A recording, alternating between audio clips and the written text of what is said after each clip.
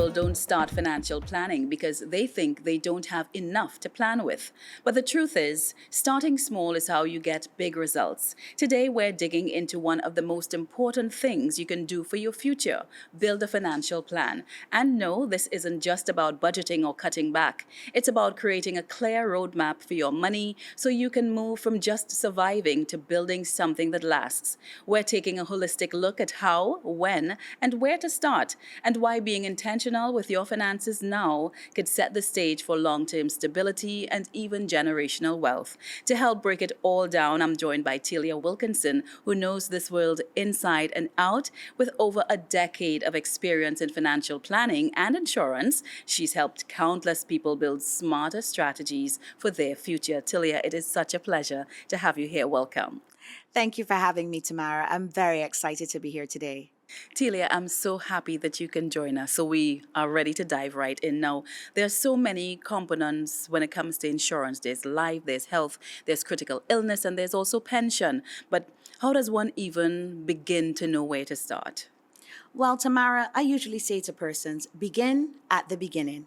Okay. And to help them understand, I use a very simple acronym, CSI. This stands for Coverage, Savings, and Investments. Before we can talk about savings and investments, we must discuss coverage. Yeah. In my practice, I encounter people on numerous occasions who ask me, what investment products does Guardian Life have? Right. And I smile every time I get that question because it tells me that that client or that prospect has their mind in the right place. Okay. They're thinking about their current financial situation, and they're also thinking about the future and how they can get a return on their dollar. So they're looking at how they can grow their money.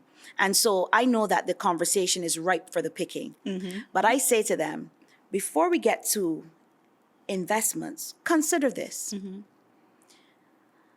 A person goes out and they take some of the money that they're earning today and they begin investing. Yeah. And all is going well, whether it's a short, medium, or long-term investment. Things are going well. Yeah. And then out of left field, that person has an illness that takes them out of working for at least 12 to 18 months. And so there's no income for that family. That person may very well have to revert to using those same savings or going back to that same investment to be able to provide income for their family while they work on getting back on their feet. So I say, let's talk about coverage first, because coverage protects the money that you're currently working for, and it protects the lifestyle that your family has grown accustomed to. Okay. So as a financial advisor, that will be, when it comes to insurance, that is where you would recommend that they start from coverage? Absolutely. Coverage is the first stop. I think that's the first building block that you want to lay in the construction of your financial plan. Why? Because it protects what you already have. Okay. So it's great to have your eye on the future and thinking about what you want to get, but let's protect what we have now. Okay. So think about life insurance. You know, death is a date that we all have to keep, but the challenge is none of us know when it will occur. Right. So the first thing you want to do is make sure that you get some life insurance in place. Because if you were to pass away prematurely, what would happen is that the proceeds from that life insurance policy would help to take care of your final expenses, things like funeral costs. It would also help to liquidate any debt that you've left behind. Okay. For example, a mortgage. You know, in your passing, you wouldn't want that your family has to leave the family home because there isn't enough money to continue paying the mortgage. Correct. So a life insurance policy can do that. It can also provide an inheritance for your children, and it can also help to maintain the standard of living that your family has grown accustomed to. Because even though you're no longer here to work and earn, you've actually put things in place to make sure that they can still have that income coming into the family on a monthly basis. Okay. So I think, you know, that's a great place to start. Okay. So what's next for a client who has their coverage in place based on the recommendation? Okay, so your coverages will include your life insurance, and then you have critical illness and health insurance. These two can be established together or separately. Okay. And why I say that? Health insurance covers typically 80% of your medical expenses, which means there's still 20% left. Yeah. And that's okay if you're going to the doctor and the visit is $100. I'm sure you'll find that 20. That is when exactly, Tilia, $100 back.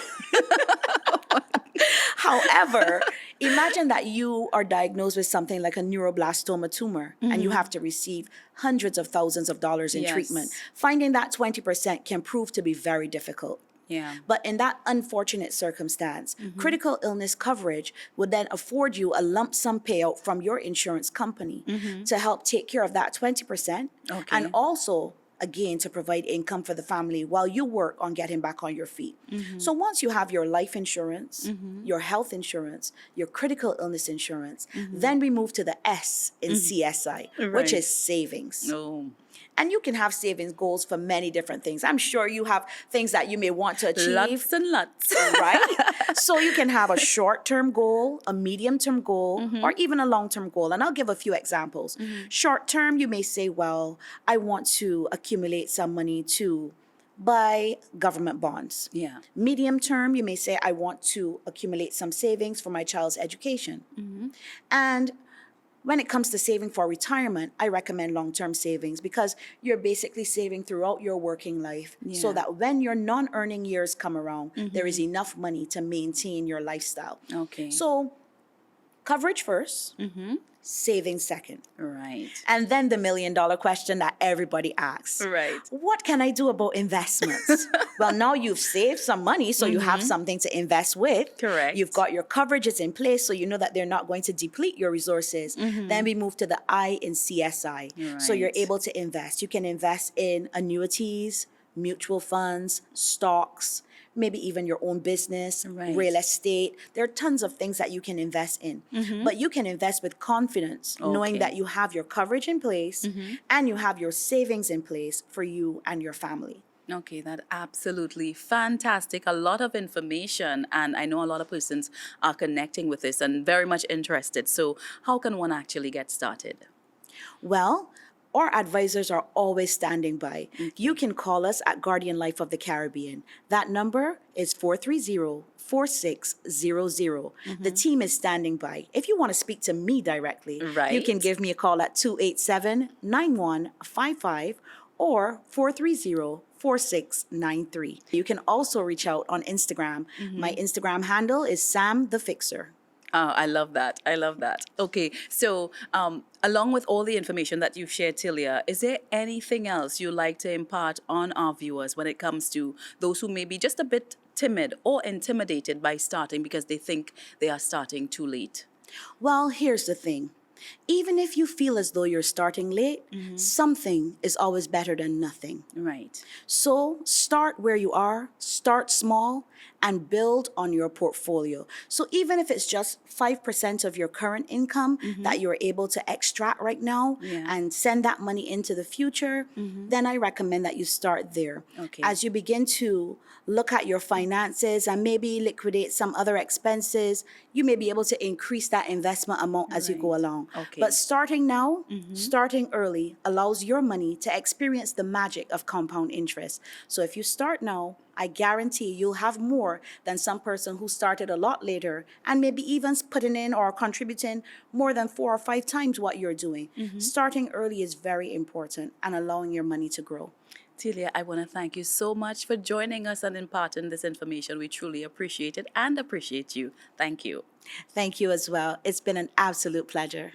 Absolutely fantastic. Thanks so much for tuning in. If this segment gave you something to think about or helped simplify the financial journey just a little, share it with someone who needs to hear it. And don't forget to subscribe so you never miss a chance to get clearer, smarter, and more confident with your money. Because at the end of the day, it comes down to the 3 pillars of financial success: coverage, savings, and investments, CSI.